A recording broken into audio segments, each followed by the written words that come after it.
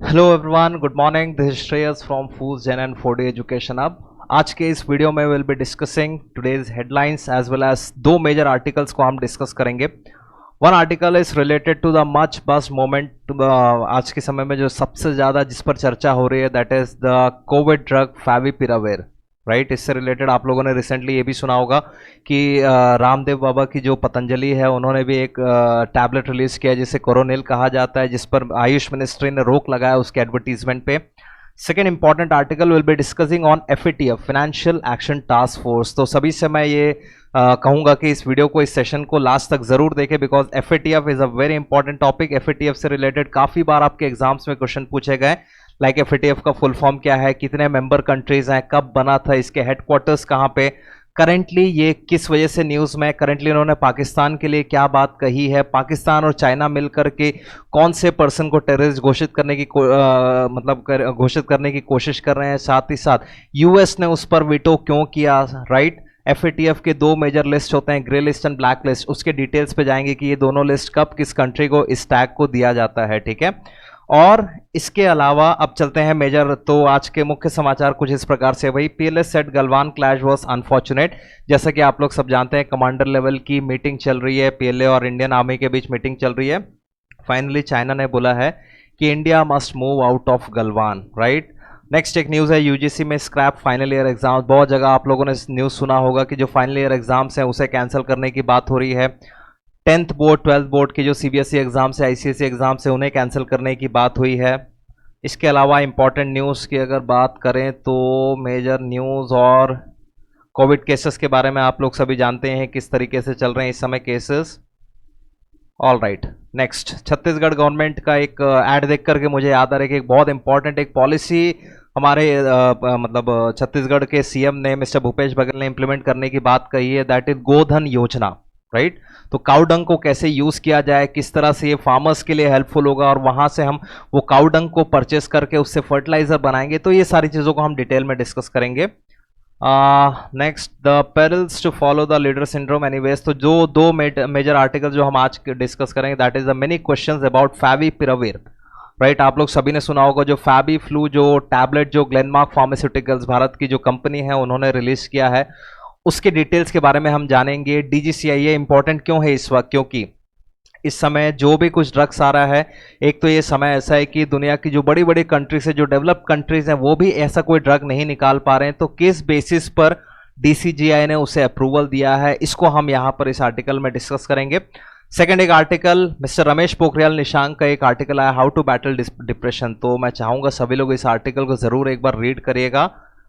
ठीक है, चलिए, ऑल राइट, तो चलते हैं आज के पहले आर्टिकल पे। जैसे कि मैंने फिर से बताया, FabiFlu favipiravir and second article will be related to financial action task force. ये दोनों ही आर्टिकल्स बहुत इंपॉर्टेंट है, एंड ये सारी जो चीज़ें हैं ये आपको, ये दोनों आर्टिकल्स का जो लिंक है, PDF है, आपको इस वीडियो के नीचे मिल जाएगा।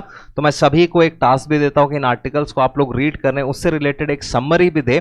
साथ ही साथ हम इसमें इंग्लिश के पर्सपेक्टिव से कॉम्प्रिहेंशन पे इंपॉर्टेंट वोकैबुलरी को भी डिस्कस करेंगे। राइट, तो जो भी स्टूडेंट्स मेजर जो एस्पिरेंट्स हो, लाइक बैंकिंग SSC एग्जाम्स हो गए, IBPS, SBI, RBI, insurance, SSC, CGL, CHSL, CPO, इसके अलावा स्कूल विंग की अगर बात करें तो क्लैट एंट्रेंस हो गया, law entrance, ALET, LSAT, hotel management, Christ entrance, symbiosis के एंट्रेंस, NPAT, जो भी स्टूडेंट्स इन सभी एग्जाम्स की प्रिपरेशन कर रहे हैं, डेफिनेटली इस न्यूज़पेपर सेशंस को आप देखिएगा और इससे आपको बिल्कुल फायदा मिलेगा ही मिलेगा। ठीक है, चलिए बढ़ते हैं आज के पहले आर्टिकल की तरफ। राइट, तो मैनी क्वेश्चंस अबाउट फैविपिराविर। इतना बस क्यों क्रिएट हो रहा है, इतने सवाल क्यों पूछे जा रहे हैं।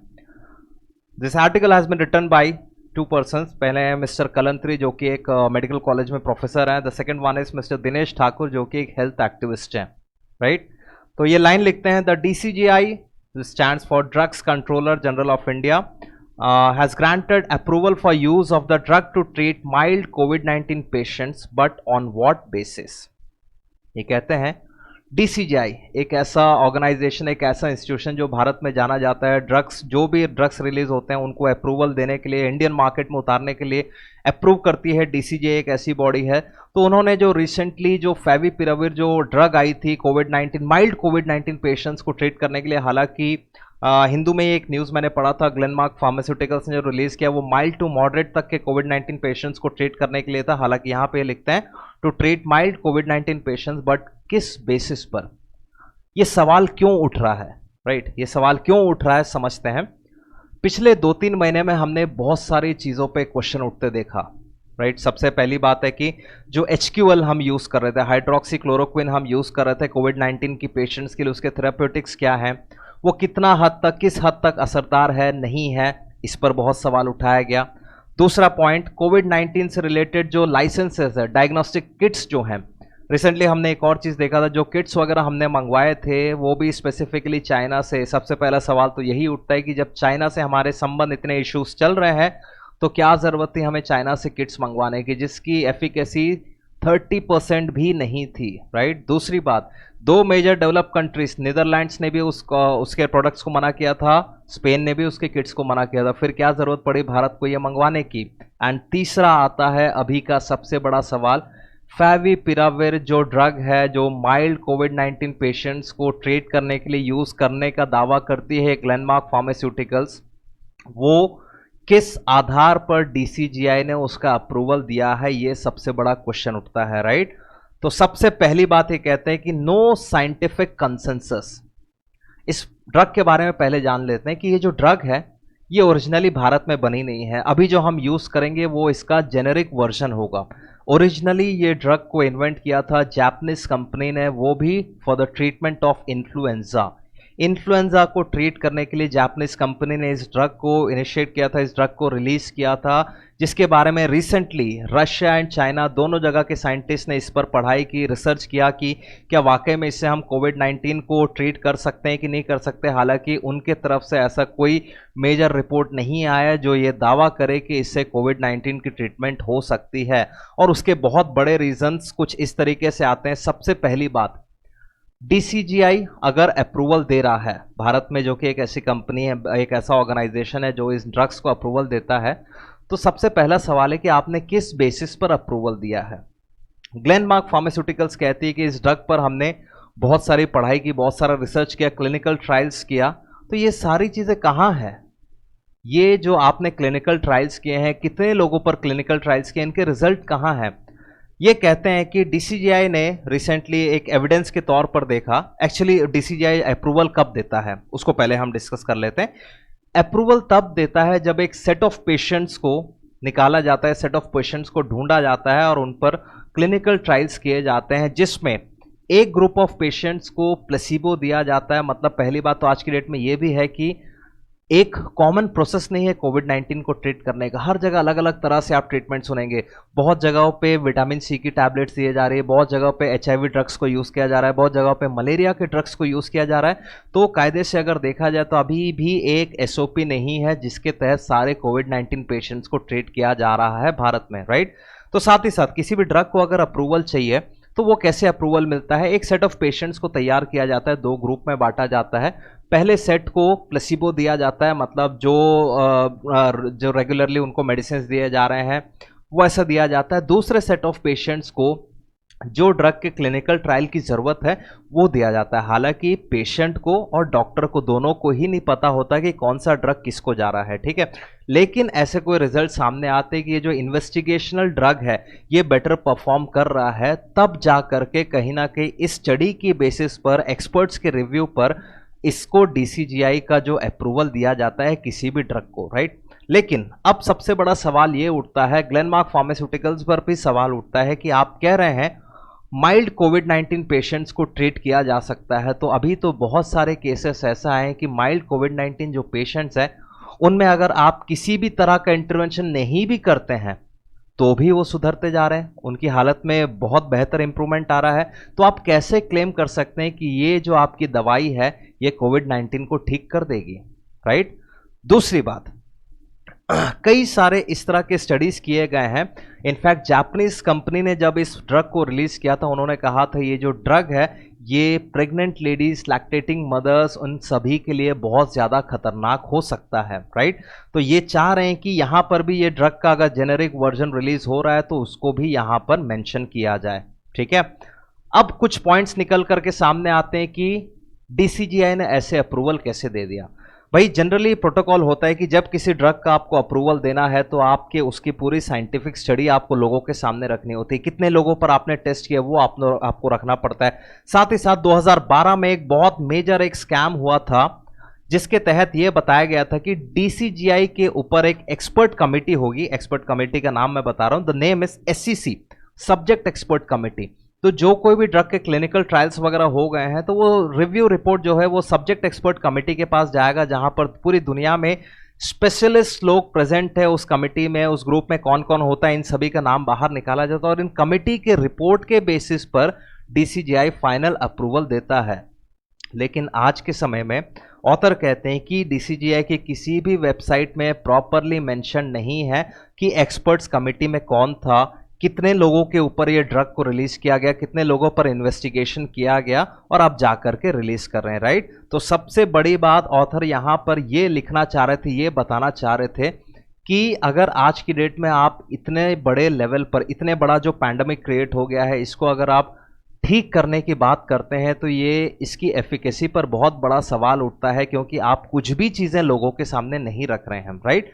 और लोग अगर इस फॉल्स कॉन्फिडेंस में आते हैं तो सबसे पहली बात उससे क्या कुछ नुकसान हो सकता है ये भी लोगों को नहीं पता है। दूसरी बात, इन सभी चीज़ों में अगर किसी का सबसे ज़्यादा फायदा होगा तो वो खुद ग्लेनमार्क फार्मास्यूटिकल्स कंपनी है, इसके अलावा कोई भी दूसरा व्यक्ति उससे फायदा नहीं मिलने वाला है, राइट। तो ये पॉइंट यहाँ पर फाइनली ऑथर इसको कह करके कंक्लूड करते हैं कि अगर इस तरह का कोई भी ड्रग बना है, कोई ड्रग रिलीज हो रहा है, तो सबसे पहली बात डीसीजीआई उसका पूरा प्रोसेस मेंशन करे अपने वेबसाइट में। साथ ही साथ ये भी बताए कि आपने सब्जेक्ट एक्सपर्ट कमेटी में किन लोगों को रखा था और अगर वो लोग कौन थे और किस बेसिस पर उन लोगों ने इस ड्रग को अप्रूव किया है, राइट। और मैं चाहूंगा जहां जहां पर मैंने आप लोग को ये मार्क करके रखा हुआ है इसको डेफिनेटली पढ़िएगा और इसके बेसिस पर एक छोटा सा समरी या सिनॉप्सिस जरूर लिखिएगा, ठीक है। आगे बढ़ते हैं नेक्स्ट आर्टिकल की तरफ। Financial action task force, banking, SSC and law entrance, ये तीनों एग्जाम्स के पर्सपेक्टिव से वो आर्टिकल बहुत ज्यादा इंपॉर्टेंट है, ठीक है।